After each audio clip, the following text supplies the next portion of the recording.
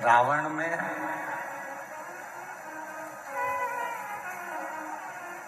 भस्मासुर में, रावण में और एक सांसारिक भक्त में बहुत बड़ा अंतर है।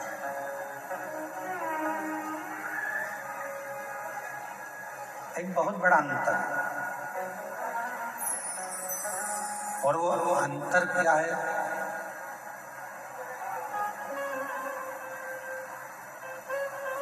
भगवान शंकर किस चीज से प्रसन्न हो जाते हैं? आपका बहुत सारा धन आपके पास में होगा तो शिव जी प्रसन्न हो जाएंगे, ये शिव पुराण नहीं कहते।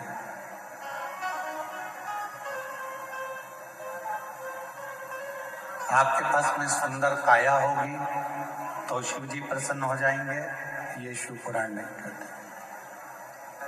आपके पास में बहुत सारी माया होगी, व्यापार होगा, गाड़ी होगा, बंगला होगा तो शिव जी प्रसन्न हो जाएंगे, ये शिव पुराण नहीं कहते।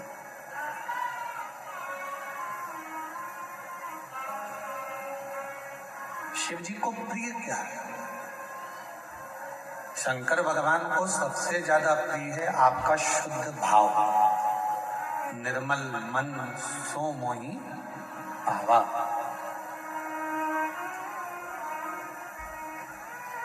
आप जितने शुद्ध भाव से भगवान शंकर की भक्ति करोगे, जितने शुद्ध भाव से भगवान को भजोगे, भगवान उतने ही आनंद से आपको मिलेगा।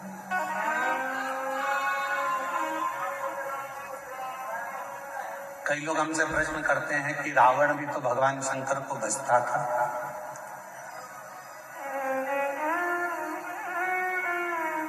रावण भी तो भगवान शंकर का भजन करता था। रावण भी तो शिव जी का स्मरण करता था, शंकर का भजन करता था, शिव नाम को जपता था।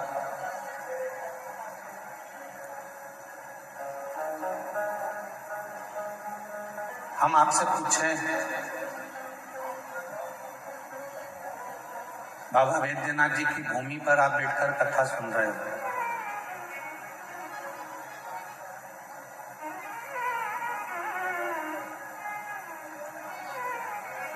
बाबा वैद्यनाथ जी का जो शिवलिंग है उसको रावणेश्वर लिंग भी कहते हैं। क्यों? क्योंकि लंकापति रावण ने इस शिवलिंग को लेकर जा रहा था और शिवलिंग को यहाँ रख दिया, इसलिए लोग इसको बाबा वैद्यनाथ जी को रावणेश्वर लिंग भी कहते हैं। अब हम एक प्रश्न आप सबसे करें, जरा उत्तर दीजिएगा। रावण शिव जी की पूजन करता था कि नहीं करता था? जम के बोलो, करता था। रावण भगवान शंकर की स्तुति करता था कि नहीं करता था? भगवान शंकर के मंत्र बोलता था कि नहीं बोलता था? सब कुछ रावण करता था और सबने देखा कि रावण ने स्तुति भी करी, रावण ने भजन भी करा, रावण ने अर्चना भी करी, रावण ने शंकर भगवान को भजा भी, पूजा भी, स्मरण सब कुछ करा। पर शिव महापुराण की कथा कहती है रावण भाव से शिव जी को नहीं भज पाया। रावण जब भी शंकर भगवान को भजता था तो उसके अंदर भाव नहीं आता था, उसके अंदर ताव आता था। भाव से भजो तो शिव कृपा करता है, तुम ताव से भजोगे तो शिव कभी करुणा नहीं करता है। आज का जमाना बड़ा ताव का है, जरा सी देर में कोई ताव दिला देता है कि तुम्हारी तो इतनी पहचान है, तुम ये नहीं कर सकते, अभी ताव आ गया, अभी लगाता हूँ फोन, अभी हो जाता। लंकापति रावण को उनके जितने अनुचर थे, जितने उनके साथी थे, वो रावण को ताव दिलाते थे।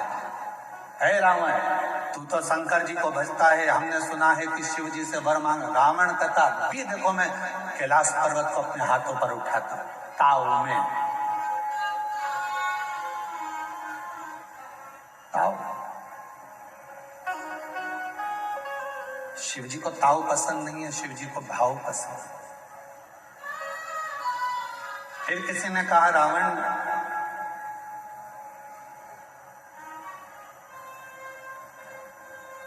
क्या तुम भगवान शंकर को यहां ला नहीं सकते? तो ताओ में गया शिव जी के पास, मुझे तुम्हें लेकर चलना है। ये बाबा वैद्यनाथ जी की कथा कोई साधारण कथा नहीं है। बाबा वैद्यनाथ जी की कथा ये कोई साधारण कथा नहीं है। इस कथा को समझना सरल बात नहीं है। इस कथा का प्रारंभ अगर कहीं से हुआ है तो मां कौशल्या जी से हुआ।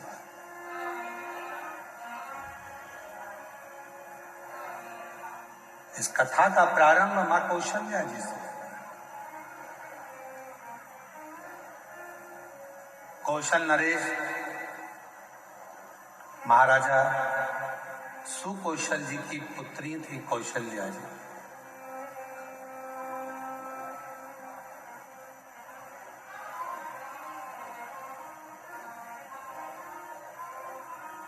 और आप लोगों के तो नजदीक में है छत्तीसगढ़। जिस छत्तीसगढ़ की मां कौशल्या जी थी, छत्तीसगढ़ को कौशलपुर कहते थे, जहां के राजा थे सुकौशल।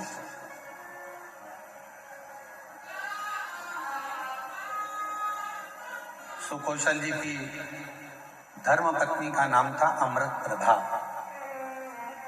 माता कौशल्या जी की मां अमृत प्रभा, मेरे राम जी की नानी। और राम जी के नाना जी थे सुकौशल, शिव के परम भक्त थे। और जो कौशल्या जी की माता जी थी अमृत प्रभा जी, वो भी शंकर की भक्त थी।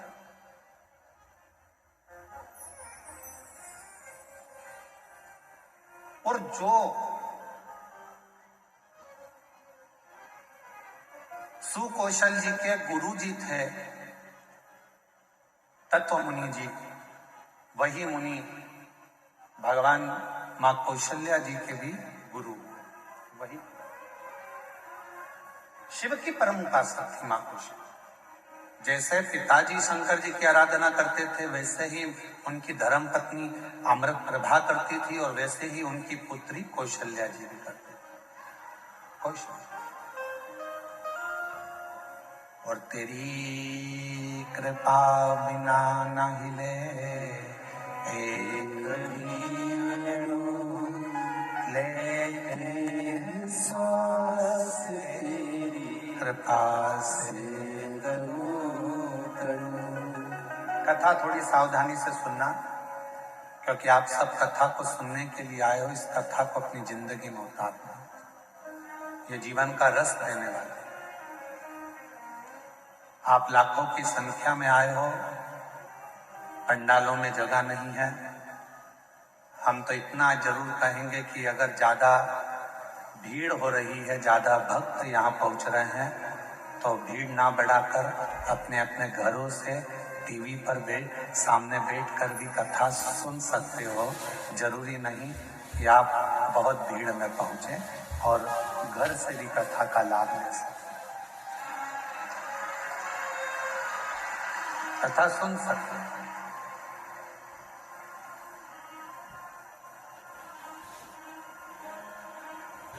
क्योंकि तुम्हारी संख्या का, तुम्हारी भक्ति का, तुम्हारे भाव का और तुम्हारे विश्वास का कोई मूल्य नहीं हो सकता कि तुम कितनी संख्या में आओगे, कितने आंकड़े में आओगे और कितने प्रभाव। इसको कोई नाप नहीं सकता। तुम ताव में नहीं आए हो, तुम भाव में आए।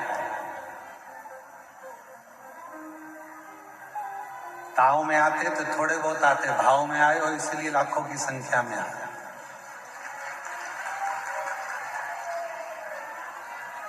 और भाव का कोई संख्या नहीं होती, भाव की कोई गिनती नहीं होती कि कितनी क्वांटिटी का भाव है।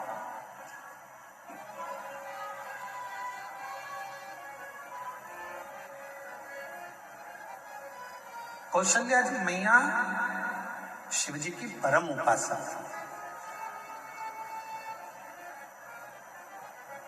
इतनी आराधना मां कौशल्या जी करती थी, भगवान शंकर की इतनी उपासना करती थी कि शंकर की भक्ति को वो भाव से करती, उसमें कुछ दिखावा नहीं था।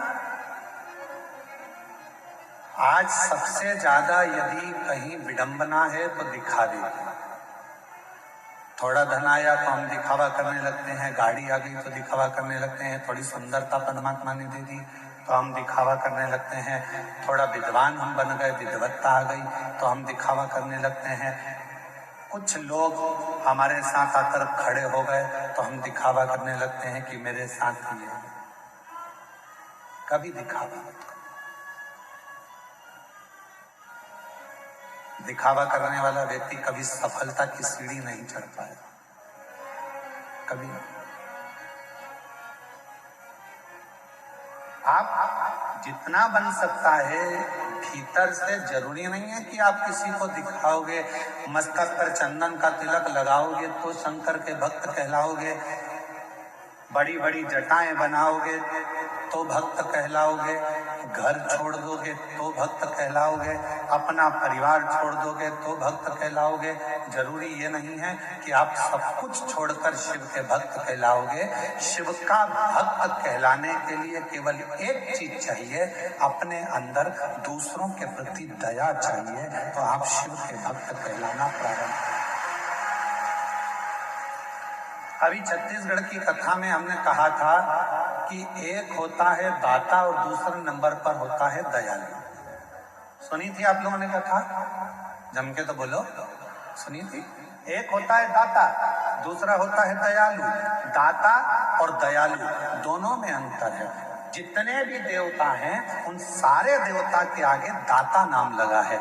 दातार, लख दातार, ये दातार, वो दाता, वो दाता, वो दाता, पर मेरे शिव जी के नाम के आगे दातार नहीं लगा, मेरे शंकर जी के नाम के आगे दाता नहीं लगा, मेरे शंकर जी के नाम के आगे तो केवल एक शब्द लगा है, दयालु।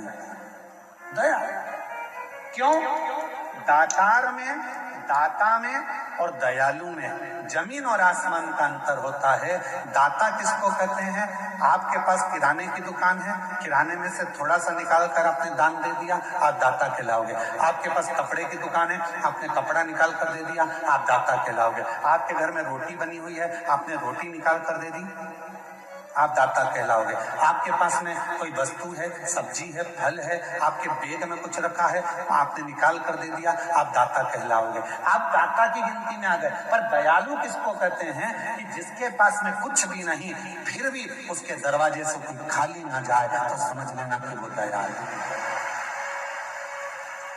जिसके पास कुछ भी नहीं है, मेरे शंकर भगवान के पास ना हीरे का मुकुट है, ना धन है, ना दौलत है, ना संपदा है, ना सत्ता है। मेरे शंकर भगवान के पास बैकुंठ जैसा सुख भी नहीं है। मेरे शंकर भगवान के पास ब्रह्मलोक जैसी सुंदरता भी नहीं है। मेरे शंकर भगवान के पास में अंबारियां, धन, विमान, बहुत सारा दौलत, संपदा मेरे शंकर भगवान के पास नहीं है। उनके घर में तो दरवाजा भी नहीं है। मेरे शंकर भगवान के यहाँ तो खिड़की भी नहीं है। मेरे शंकर भगवान के यहाँ कुछ भी नहीं है। उसके बाद भी रावण जैसा भी अगर मांगने के लिए आता है तो खाली नहीं जाता है, तो दयालु है।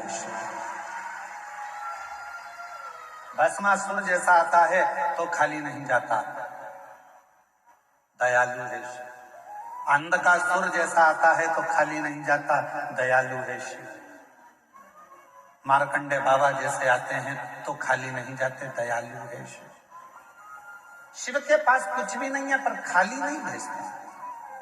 आप देवघर में आए हो, देवघर की पवित्र धरा पर आए हो, बाबा दयालु के दरवाजे पर आप पहुंचे हो, मेरे दातार के दरवाजे पर आप पहुंचे हो, मेरे बाबा के दरवाजे पर आप पहुंचे हो, तो वैद्यनाथ की धरा पर यदि आप आए हो तो मेरा वैद्यनाथ बाबा दयालु है। और ये निश्चित है उसके पास कुछ भी नहीं होगा तो भी तुम्हें खाली नहीं भेजेगा, कुछ ना कुछ देकर जरूर।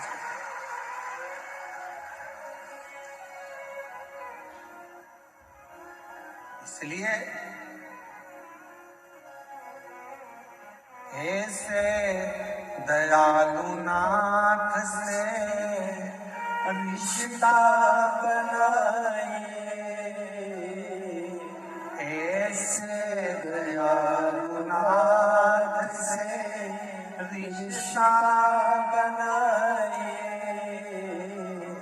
मिलता रहेगा आपको जो कुछ भी चाहिए, मिलता रहेगा आपको जो कुछ भी चाहिए। ऐसा करिश्मा होगा जो हुआ कभी नहीं, ऐसा करिश्मा होगा जो हुआ कभी नहीं। मांगा है भोलेनाथ से वरदान एक ही, मांगा है भोलेनाथ से वरदान एक ही। तेरी कृपा बनी रहे जब तक है जिंदगी, तेरी कृपा बनी रहे जब तक है जिंदगी। अब लाइन पर ध्यान देना, ऐसे दयालु नाथ से रिश्ता बनाए। नाम है दयालु नाथ, वेदनाथ, विश्वनाथ, सोमनाथ, केदारनाथ। ऐसे दयालु नाथ से रिश्ता बनाए, मिलता रहेगा आपको जो कुछ भी चाहिए। अगर रिश्ता बन गया दयालु से और दयालु के दरवाजे पर यदि आप पहुंच गए तो खाली तो नहीं जाओगे, क्योंकि वह दिए बिना भेजता नहीं है। संबंध, सही रिश्ता यदि दुनिया में कोई निभा सकता है, एक बाप और बेटी का रिश्ता यदि कोई निभा सकता है, एक बाप और बेटे का रिश्ता यदि कोई निभा सकता है, एक दामाद और ससुर का रिश्ता यदि कोई निभा सकता है, एक दादा और पोते का रिश्ता यदि कोई निभा सकता है, अगर पोती और दादा का रिश्ता कोई निभा सकता है, नानी नाती पंती का रिश्ता यदि कोई निभा सकता है, तो मेरा विश्वनाथ, मेरा दयालु वैद्यनाथ, मेरा शंकर ही निभा सकता है। मेरा शिव, मेरे शंकर निभा सकता है। उठाओ पूरे पुराण, जितने शास्त्र उठा सकते हो सारे शास्त्र उठाओ, और 33 कोटि देवताओं की लिस्ट में कोई एक देवता बता दो जिसने अपनी बेटी का कन्यादान करा।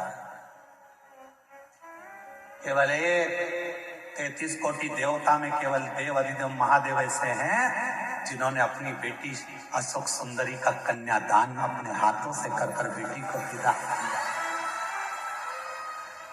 33 कोटि देवताओं की लिस्ट बनाओ और उसमें निकालो कि देवता कोई दादा बने हो तो भगवान शंकर दादा भी बने हैं।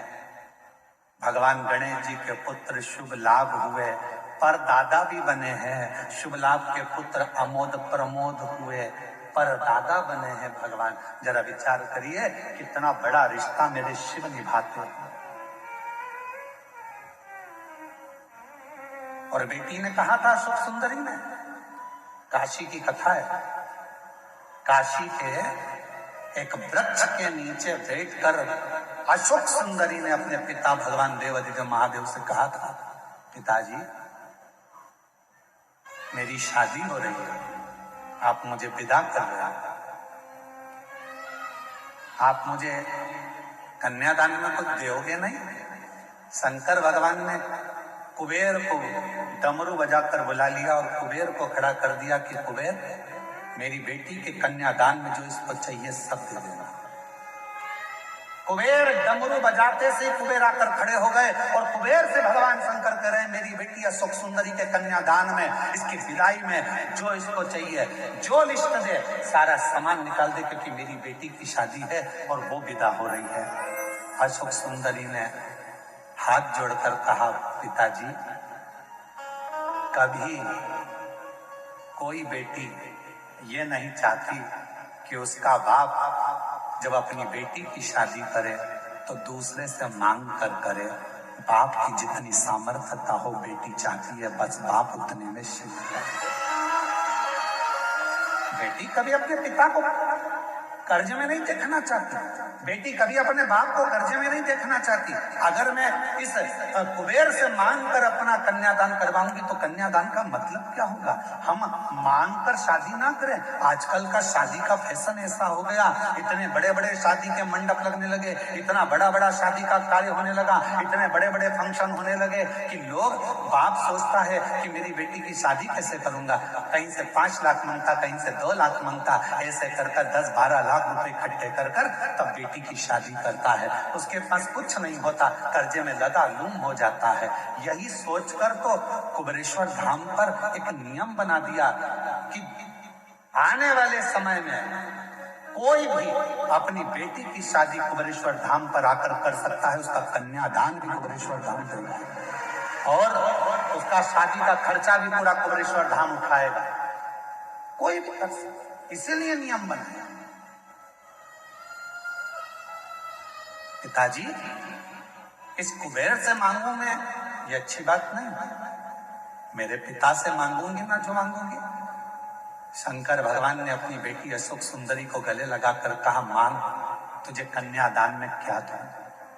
तेरी विदाई में मैं तुझको क्या दूं बेटी? मांग ले।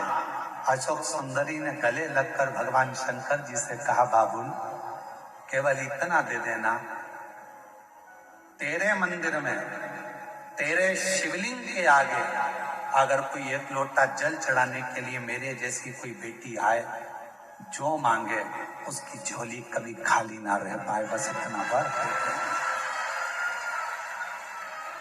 बस इतना। इसलिए ये व्यासपीठ आपके सामने बार बार कहती है कि सारी समस्या का हल 1 लोटा जल। ये व्यासपीठ कहती है, अगर कोई स्त्री, कोई नारी, कोई पुरुष, कोई बेटा, कोई बेटी, अगर जिंदगी में कोई बुजुर्ग भी है और उसके जीवन में तकलीफ चल रही है, दुख चल रहा है, कष्ट चल रही है, बीमारी से घिर गया है, बहुत बड़ा टेंशन सामने आकर खड़ा हो गया है, तुम हिम्मत मत हारना। तुम किसी के दरवाजे पर जाकर रोना मत ही, घर में से 1 लोटा जल भरना और आपके घर के पास में जो शंकर जी का मंदिर है वहां रोज जाना चालू कर देना। 15 दिन 20 दिन में तेरा दुख मिटना प्रारंभ हो जाएगा। वो हाथ पकड़ लेगा। शिव जी ने वचन दिया अशोक सुंदरी को, हे अशोक सुंदरी सुन, तू मेरी बेटी है, उसी तरह इस मृत्यु लोक में जन्म लेने वाला एक पुरुष, एक स्त्री मेरा बेटा और बेटी कहलाएंगे। जो नारी, जो पुरुष, जो बेटा बेटी मेरे दरवाजे पर आएगा और 1 लोटा जल समर्पित करेगा, वो जिंदगी में, अशोक सुंदरी, जैसे मैंने तुझे खाली नहीं भेजा, वैसे वो भी मेरे दरवाजे से कभी खाली नहीं जाएगा। इसलिए इस लाइन को याद रखना, ऐसे दयालु नाथ से रिश्ता बनाए, ऐसे दयालु नाथ से रिश्ता बनाए, मिलता रहेगा आपको जो कुछ भी चाहिए, मिलता रहेगा आपको जो कुछ भी चाहिए। और ऐसा करिश्मा होगा जो हुआ कभी नहीं,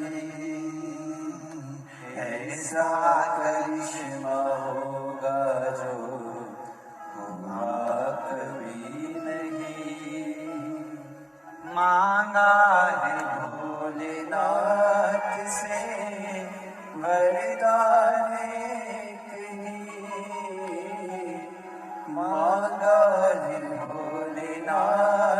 से वरदाने की, तेरी कृपा बनी रहे जब तक है जिंदगी, तेरी कृपा बनी रहे जब तक है जिंदगी। बस बस बस तू दयालु दातार, तेरा संबंध एक बार मुझसे हो गया।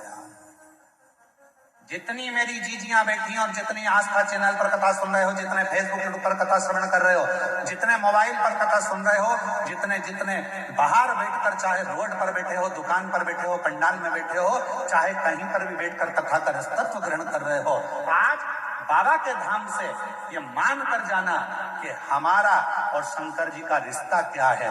शिव जी को आज से अपना पिता मानना और तुम उसकी पुत्री हो जाना, संबंध फिर देखो बने। एक बाप और बेटी का रिश्ता सबसे प्रबल रिश्ता होता है, सबसे प्रबल रिश्ता।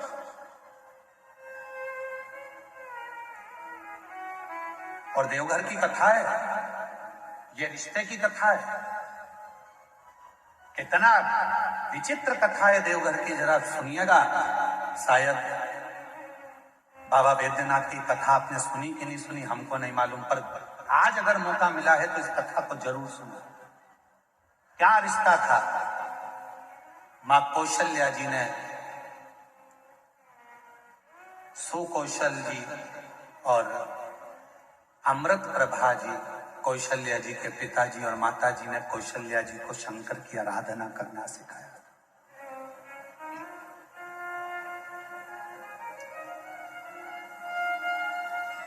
कौशल्या मैया शिव जी की आराधना में ली। कहते हैं आनंद रामायण वर्णन करती है कि कौशल्या मैया 1 मिनट भी शंकर की भक्ति के बिना रह नहीं पाती। भाव की इतनी शुद्धता थी मां कौशल्या जी की। फिर वही बात आ गई, रावण ताव से शिव जी को भजता था और कौशल्या जी भगवान शंकर को भाव से भजती थी। भाव से भजती। एक दिन रावण ने सभा बुलाई, सारे ग्रहों को बुलाया, सारे देवताओं को बुलाया। रावण की लंका में सभा लगी हुई है, बड़े बड़े देवता बैठे हुए हैं, ग्रह बैठे हैं, नाग, किन्नर, गंधर्व, अप्सरा, देवता, दानव, सब उस सभा में बैठे हुए थे। सब उस सभा में बैठे हुए हैं और उस सभा में चारों तरफ सब लोग बैठे हुए हैं। और उस सभा लंकापति रावण ने ऊंची आवाज कर कहा कि बताओ मेरे प्राण कैसे छूटेंगे, मेरी मृत्यु कैसे होगी। बड़े बड़े विद्वान बैठे थे, बड़े बड़े सभासद बैठे थे, बहुत देवता, गंधर्व, किन्नर, अप्सरा, पशु पक्षी सब उस सभा में बैठे हैं, असुर सुर सब उस सभा में। मेरे प्राण कैसे जाएंगे बताया जाए, कैसे मरूंगा मैं बताओ। तब किसी ने नहीं बताया। रावण को क्रोध आ गया तो सबको बंदी बनाने लगा। बंदी, अगर नहीं मालूम पड़ा तो मैं तुम्हें बंदी बना लूंगा। तब ग्रहों में ग्रह, सारे ग्रहों ने रावण से कहा, रावण तुम्हारी मृत्यु कौशल देश के राजा सुकौशल जी की जो लड़की है कौशल्या, उन कौशल्या माता के गर्भ से एक बड़ा विद्वान शूरवान एक पुत्र पैदा होगा, जन्म लेगा। उस बेटे के द्वारा तुम्हारे प्राण छूटेंगे। अब तो रावण को गुस्सा आ गया। कौशल नरेश, सुकौशल की लड़की कौशल्या और कौशल्या का बेटा राम मुझे मारेगा। हाँ। रावण ने सभा को विराम दिया, अपने गुप्तचरों को बुलाया। मेरी मृत्यु नहीं होना चाहिए, उसके लिए क्या करा जाए। एक ही काम है, कौशल्या को अपने यहां लिया। जब लंका में माता कौशल्या आ जाएगी, कौशल्या अगर लंका में पहुंच गई तो उसकी कोई संतान नहीं होगी, संतान नहीं होगी तो तुम मरोगे नहीं। रावण ने उसी समय पर अपनी सेना तैयार कर कर कौशल राज्य में पहुंच गया और सुकौशल राजा के पास जाकर रावण ने हाथ जोड़कर प्रणाम किया। रावण उस समय पर शिव की आराधना नहीं करता था। बाबा वैद्यनाथ की कथा चल रही है, जरा सावधानी से सुनिएगा।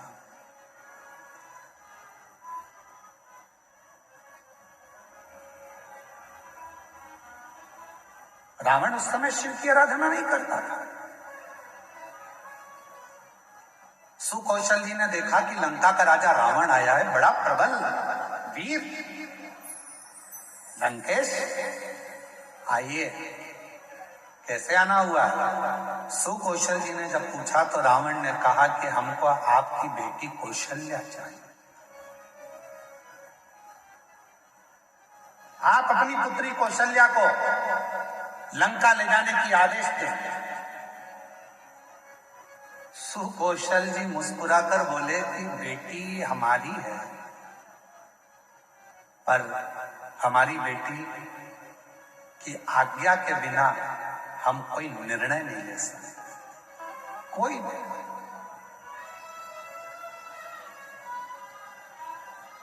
मेरी बेटी की आज्ञा के बिना मैं कोई निर्णय नहीं ले सकता।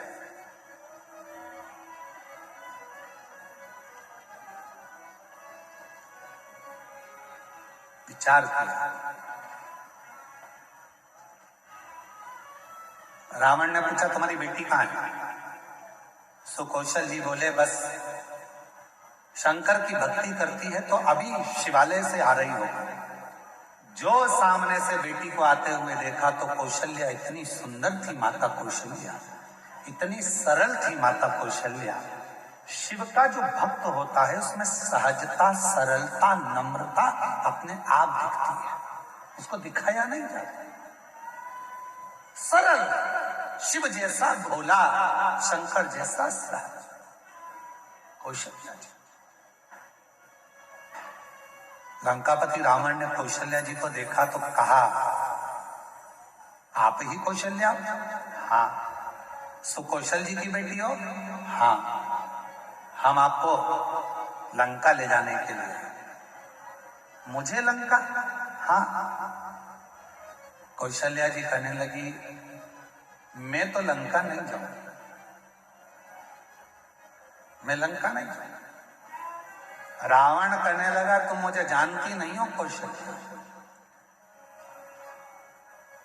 अगर तुम मेरे साथ नहीं चली तो मैं दबाव के साथ तुम्हें लंका ले जाऊंगा। इतने में कौशल्या जी के मुख से निकल गया लंकापति रावण सुन, तुम मुझे ले जाने की बात करता है, अगर बन सके तो तेरी लंका में एक बार उस कैलाशपति को ले जाकर बता दे तो कौशल्या लंका में प्रवेश कर जाए। तू एक बार उस कैलाशपति को तेरी लंका में ले जाकर बता दे तो ये माँ कौशल्या जी कह रही हैं कि ये कौशल्या तेरी लंका में प्रवेश कर जाएगी। रावण हंसकर बोला वो कैलाश पर रहने वाला शंकर, वो शंकर। अगर तुम बोलती कि विष्णु जी को लेकर जाओ तो बड़ी बात थी, तुम कहती कि ब्रह्मा जी को लेकर जाओ तो बड़ी बात थी, शंकर जी तो मैं अभी उनको लेकर आया। और रावण गया देवाधिदेव महादेव की आराधना में बैठ गया, साधना में बैठ गया। शिव जी प्रसन्न नहीं हुए। अब बताओ भाव में बैठा था कि ताव में बैठा था? भाव में नहीं बैठा ना, काय में बैठा था? ताव में। अब मैं ले जाकर मानूंगा। लग गया रावण पीछे।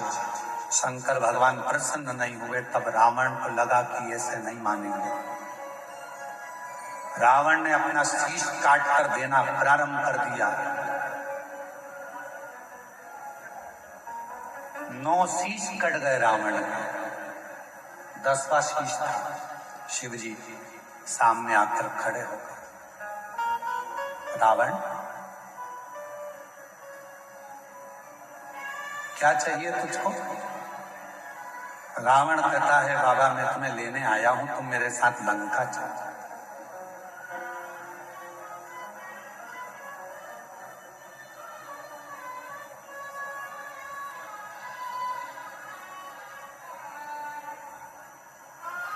शिव जी कहने लगे ऐसे तो मैं लंका जा नहीं सकता, मैं लंका ऐसे जा नहीं सकता, चलना तो पड़ेगा। रावण जिद पर अड़ गया। तब देवाधिदेव महादेव ने मां पार्वती जी से जाकर कहा कि लंकापति रावण मुझे लेने के लिए आया। शिव जी कहते हैं कि मैं नहीं जा सकता, मैं जानता हूं, पर पार्वती तुम बताओ क्या? जगत जननी जगदम्बा पार्वती जी ने कहा प्रभु आप इस कैलाश को छोड़कर, इस भूमि को छोड़कर आप लंका नहीं जाओगे। तब भगवान शंकर जी ने कहा कुछ तो करना पड़ेगा। पार्वती जी कहती हैं आप जानो क्या करना है। शिव जी ने रावण से कहा मैं खुद तो नहीं जा सकता, पर मेरा ये स्वरूप एक शिवलिंग के रूप में तुझे देता हूं, तू इसको लेकर चल जा, तू लेकर चल जा। शिवलिंग मेरा स्वरूप है, लेकर जा। रावण कहने लगा ठीक है आप अपना शिवलिंग दे दीजिए। शंकर भगवान का प्रतिबिंब स्वरूप शिवलिंग शिव जी ने उठाकर रावण को दे दिया और रावण से कहा सुन रावण ये शिवलिंग तू जहां रख देगा उठने वाला नहीं, ले जा इसको।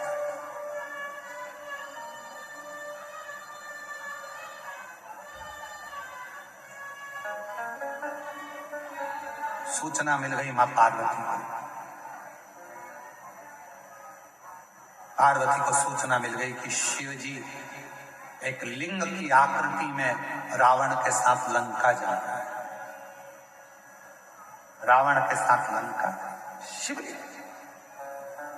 पार्वती की आंखों से जल बहने लगा।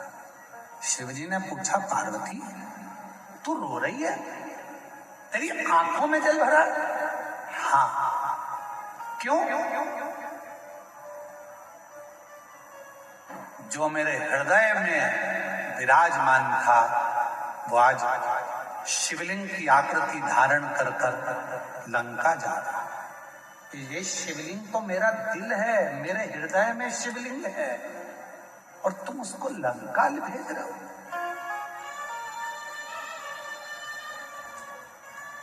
शिव जी मुस्कुराने लगे। पार्वती जी प्यार अगर पक्का होता है तो कोई जा नहीं सकता, बस इतना शंकर जी ने कहा और पार्वती जी समझ गई। पार्वती जी ने गणेश जी को बुलाया, गणेश शीघ्र आओ। गणेश जी ने कहा मां आज्ञा करिए। गणेश जाओ,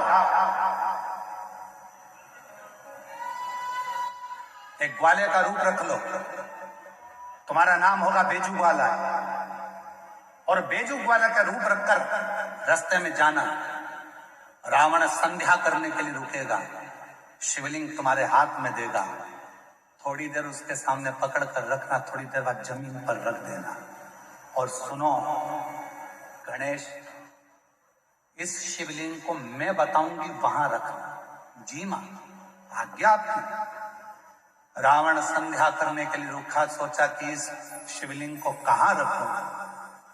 गणेश जी ग्वाले का रूप रखकर डंडा हाथ में लेकर घूमते फेंटा बांध कर आ गए। ओ महाराज क्या बात है? महाराज कहने लगे मुझे संध्या करना है, ले ये शिवलिंग को पकड़ ले, जमीन पर मत रखना। ठीक है मैं अब भी आया हूं संध्या कर कर। जो गणेश जी के हाथ में, बेजू ग्वाले के हाथ में शिवलिंग दिया, गणेश जी ने माँ से पूछा माँ आप बताओ शिवलिंग कहाँ रखूं? माता पार्वती ने कहा जब मैं सती बनकर जन्मी थी, जब मैं सती बनकर जन्मी थी, ये शिवलिंग मेरे हृदय में बसता है। जब मैं सती बनकर जन्मी थी, मेरे पिता दक्ष प्रजापति के यज्ञ में पहुंची थी और यज्ञ कुंड में मैंने प्राणों को त्याग दिया था। मेरे पति शंकर भगवान ने मेरा शरीर कंधे पर धारण कर तांडव किया था।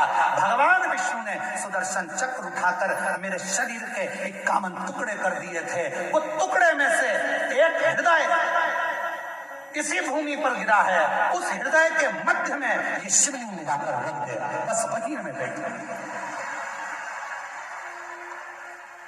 उस हृदय के मध्य में ये शिवलिंग रखाना चाहिए। भगवान गणेश जी महाराज बेजू ग्वाला पार्वती जी के कहने पर मां सती के हृदय को ढूंढने लगा। भगवान गणेश जी समझ नहीं पाए कि माता सती का हृदय कहाँ है। तब गणेश जी को साधना करने में समय लग गया। माँ दुर्गा भवानी पार्वती जी खुद प्रकट होकर हाथ में शिवलिंग लेकर ग्वाले के साथ जहां मां सती का हृदय धड़क रहा था, उस हृदय के मध्य में शिवलिंग को रख दिया। हृदय इतना धड़क रहा था, हृदय इतना धड़क रहा था, हृदय इतनी भाप भर रहा था कि जो शिवलिंग बेजू ने रखा वो अंदर धसता चले गया, धीरे धीरे अंदर जाता चले गया, जाता चले गया। हृदय में शिव का वो शिवलिंग, वो प्रेम अंदर समाता चले गया।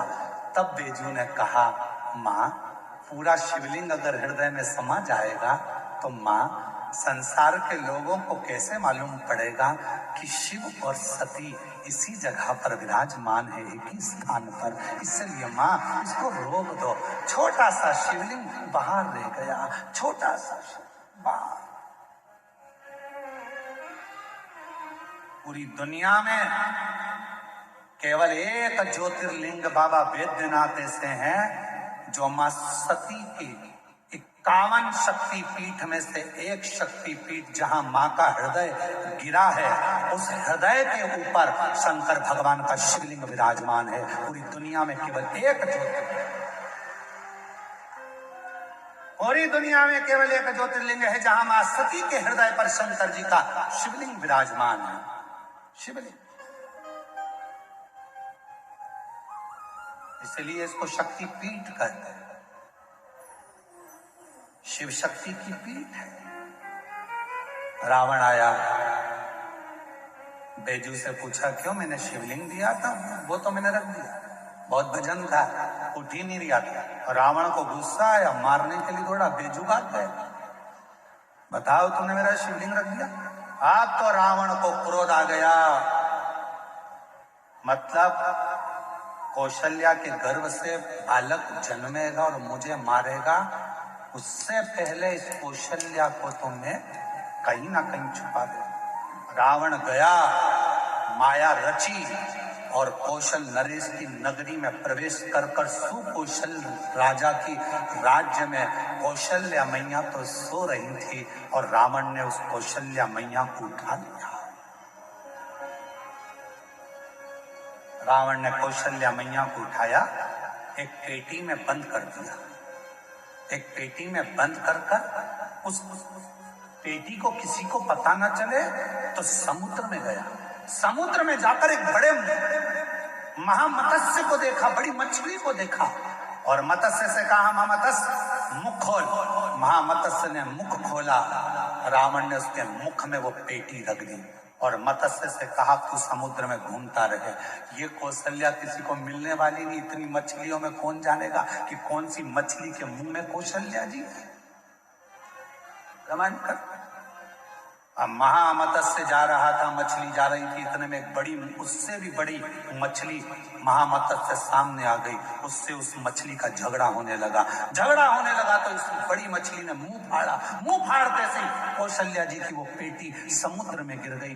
गिरते गिरते वो पेटी एक टापू पर पहुंच गई। उस टापू पर पहुंची जहां पर राजा दशरथ पार्थिव शिवलिंग का पूजन कर रहे थे और उनको वो पेटी दिखी।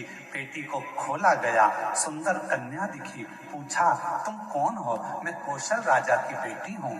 कौशल राजा के यहाँ कौशल्या को पहुंचाया।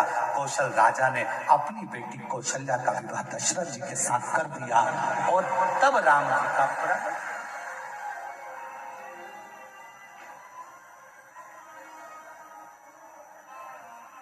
सहज कहां?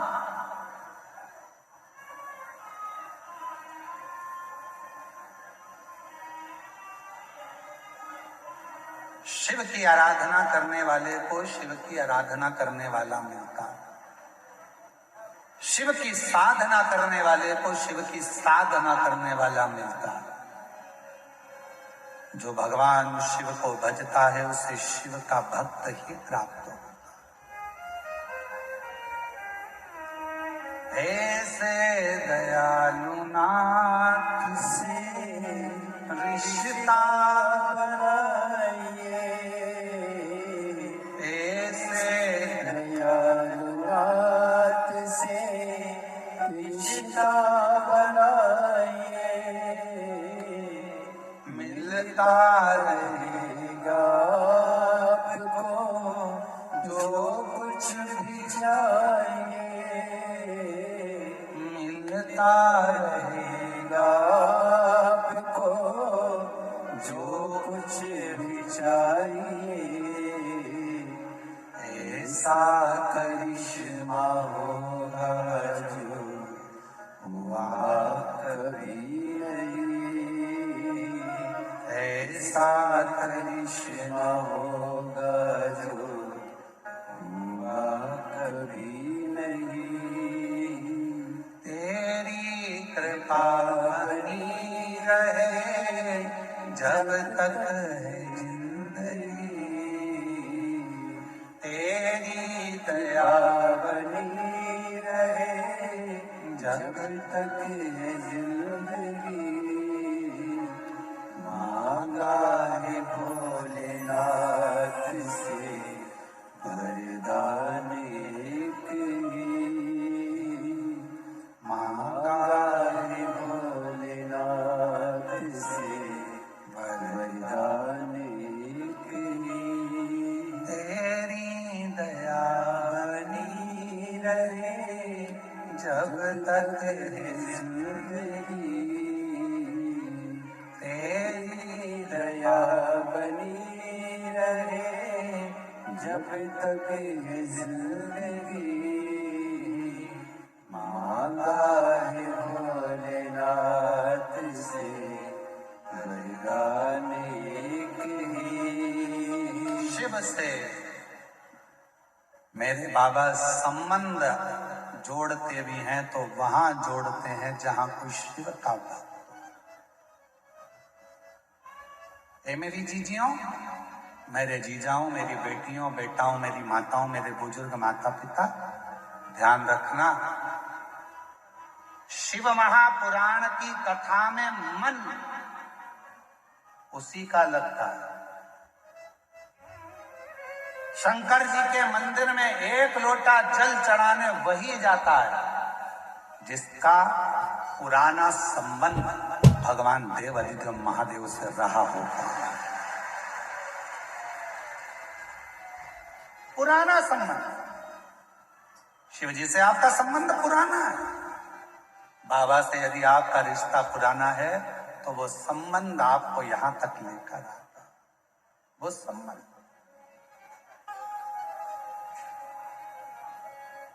वो संबंध आपको यहां तक,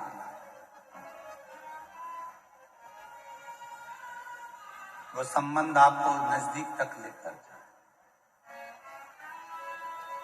शिव के पास,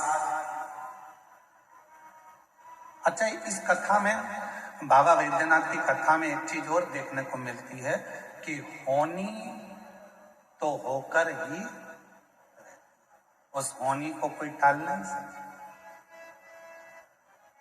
होनी तो होकर ही रहे। रावण ने पूरा दम लगा लिया था कौशल्या जी को छुपाने का, कौशल्या जी को छुपाकर रखने का, पर उसके बाद भी जो ललाट पर लिखा है वो तो होकर रहे। तुम कितना ही प्रयास कर लो, कितना ही,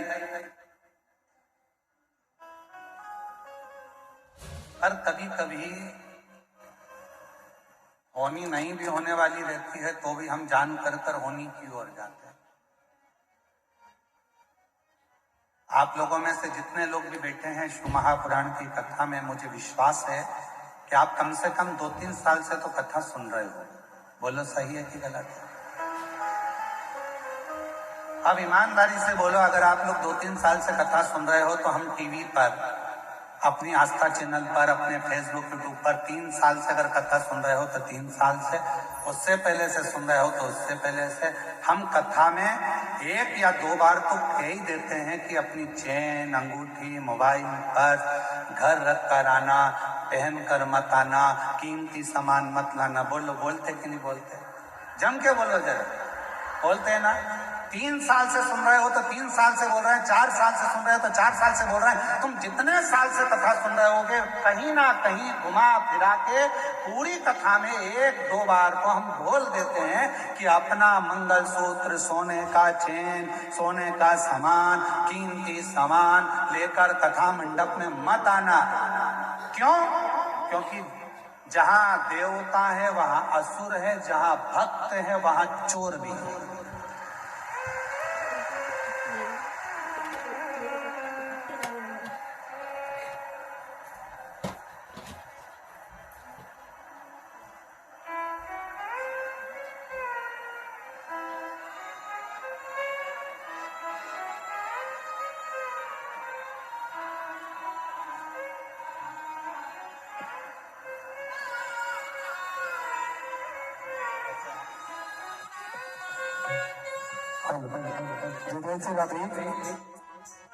हमारे बीच में यह जी पधारे हैं राष्ट्रीय स्वयं सेवक संघ के प्रचारक।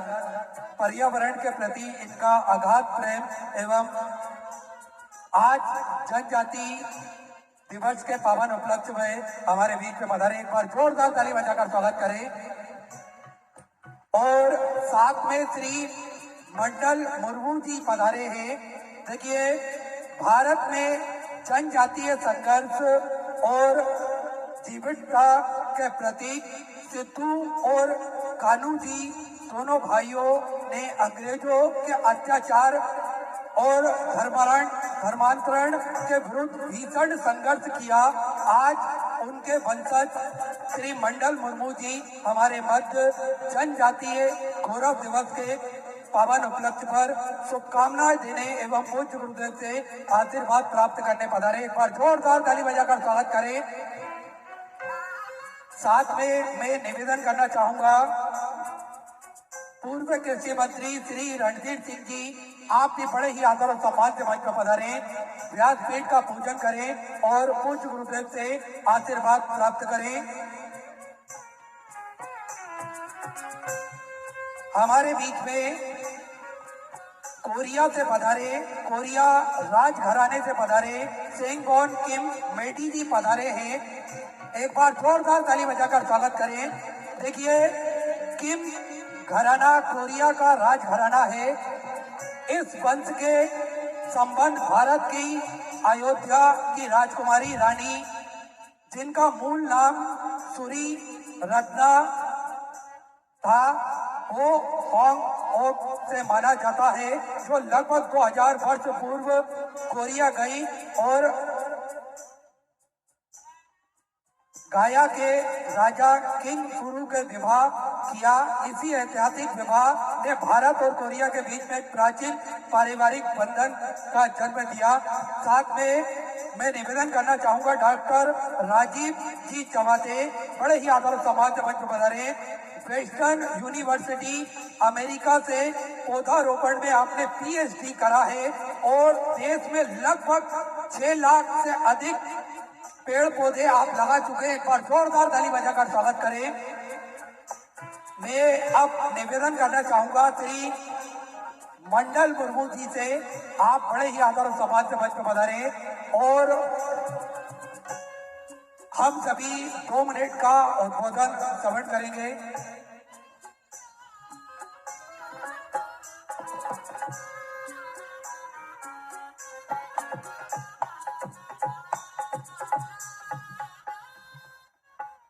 दो मिनट का उद्बोधन हम सभी श्रवण करेंगे आदरणीय श्री मंडल मुर्मू जी के मुखारबिंद से।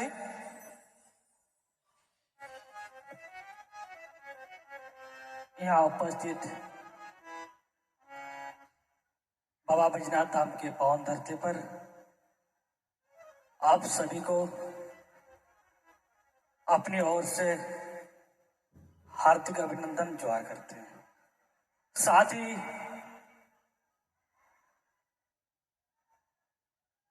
गुरु जी को मैं अपने ओर से प्रणाम जोहार। मैं मंडल मुर्मू संथाल हुल विद्रोह के छठे वंशज हूं और आजादी मिलने के बाद 70-78 वर्ष हो गए और आज मुझे बड़ी खुशी हो रही है। आप सभी के सामने मैं अपने बातों को रखने का एक मौका मिला है। इस मंच के कमेटी को मैं अपने ओर से धन्यवाद जोहार करते हैं। साथ ही हम सभी यहाँ पे उपस्थित हैं हमारे गुरु के द्वारा समाज के बीचों में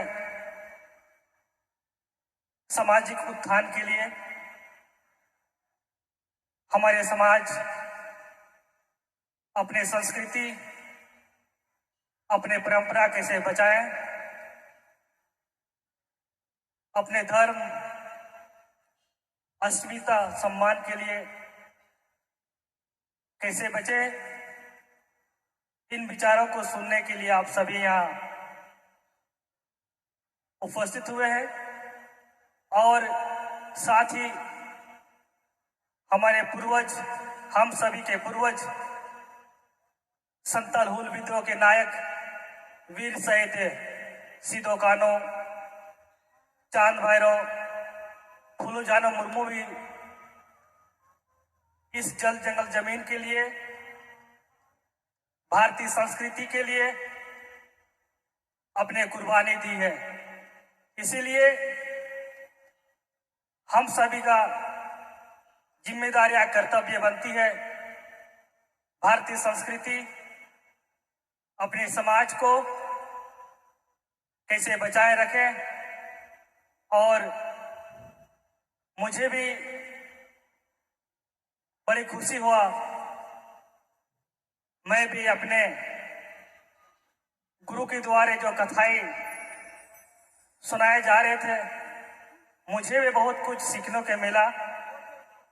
और आप सभी से यही अपील करते हैं, हम सभी गुरु को कथा को सुनने के लिए आए हैं, इनके विचारों को अच्छा से सुनेंगे और इनके विचारों के इनके मार्ग पर हम लोग भी चलने का काम करेंगे। इन्हीं जन शब्दों के साथ अपने बातों को समाप्त करता हूं। यहाँ उपस्थित सभी भाई बहनों को, साथ ही हमारे गुरु को मैं अपने ओर से प्रणाम जोहार करते हैं। बड़ा ही सुंदर उद्बोधन हम सभी ने श्रवण करा श्री मंडल मुर्मू जी के मुखारबिंद से। अब मैं बड़े ही आदर और सम्मान से मंच पर बुलाना चाहूंगा राष्ट्रीय स्वयं सेवक संघ के प्रचारक श्री गोपाल आर्या जी, बड़े ही आदर और सम्मान से पधारे और हम सभी को 2 मिनट का उद्बोधन प्रदान करेंगे।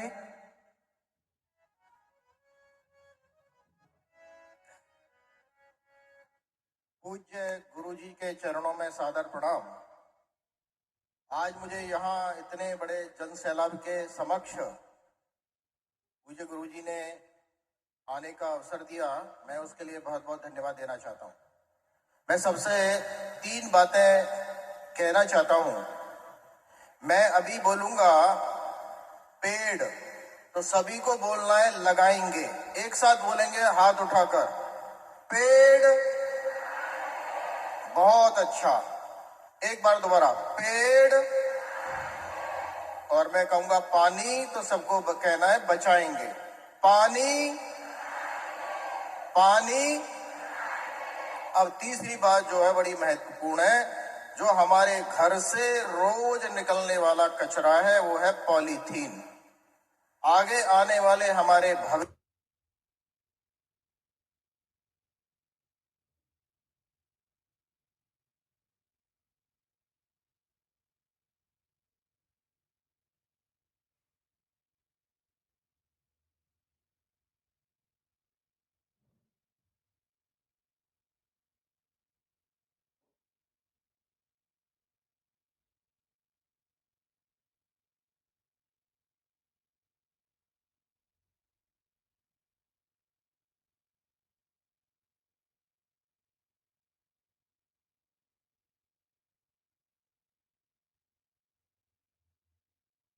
भी ये वृक्ष रूपी भगवान हमको देता है। इन तीनों के बिना हम जिंदा नहीं रह सकते, लेकिन तीनों ये प्रकृति से मिलते हैं। लेकिन मैं एक छोटी बात कह के मेरी बात पूरी करता हूं कि पूज्य गुरु जी हमको कहते हैं शिव की पूजा करो। बस शिव के बारे में कि शिव तो साक्षात वृक्ष है, पेड़ है, क्योंकि शिव ने जब सागर मंथन में विष हुआ था तो विष को विषपान किया था। आज ये हमारे पेड़ हमसे निकलने वाले विष को यानी हमारी कार्बन डाइऑक्साइड को पीते हैं। तो वृक्ष हमारे इस वातावरण के जहर को पीते हैं, तो उससे बड़ी शिव भक्ति नहीं हो सकती कि हम पेड़ लगाएं। और इसलिए मेरा सबसे निवेदन है कि एक पेड़ अपनी माँ के नाम, एक पेड़ देश के नाम या एक पेड़ शिव के नाम लगाएंगे तो शिव भक्ति का सबसे बड़ा महात्म्य और आपको पुण्य मिलेगा। इसलिए सबसे मेरा निवेदन है कि हम एक पेड़ लगाएं। और एक अंतिम बात है कि भगवान शिव तो साक्षात पर्यावरण के पूरक थे, क्योंकि उनके साथ में पूरी सृष्टि रहती थी। गले में शिव है तो सिर पर चंद्रमा है, साथ में नदियां है, तो यानी पूरी सृष्टि का हर उनके साथ में है। और इसलिए मेरा निवेदन है कि हमारी जो एक लोटा जल है, क्या एक लोटा जल जो हम शिव भगवान को चढ़ाते हैं, क्या वो जाने वाला जल, वो पवित्र जल नाली में तो नहीं जा रहा है? तो क्या हमारे मंदिर में उस नाली के जल को अगर हम पेड़ पौधों के लिए लगाएंगे तो आप सोच लीजिए कि ये अगर अपने देश में 100 करोड़ लोग एक लोटा जल भी देते हैं, उसका मतलब होता है 85 करोड़ लीटर पानी हमने पेड़ों को पिला दिया शिव के नाम पर। और इसलिए हम संकल्प करें कि एक लोटा शिव को जल चढ़ाएंगे तो एक लोटा पेड़ को भी जल चढ़ाएंगे। तो मुझे लगता है कि जिस देश में 422 पेड़ प्रति व्यक्ति होने चाहिए, आज केवल 28 पेड़ है। और इसलिए दिल्ली की एयर क्वालिटी इंडेक्स 400 हो रही है, 50 होना चाहिए। दिल्ली के लोग श्वास में जहर ले रहे हैं। और इसलिए हमको ये विचार करना चाहिए कि क्या हम एक पेड़ माँ के नाम और एक लोटा शिव के नाम पेड़ों को दे सकते हैं। इतना कह के मेरी बात आपके चरणों में, गुरु जी के चरणों में समर्पित करता हूँ। नमस्कार, धन्यवाद।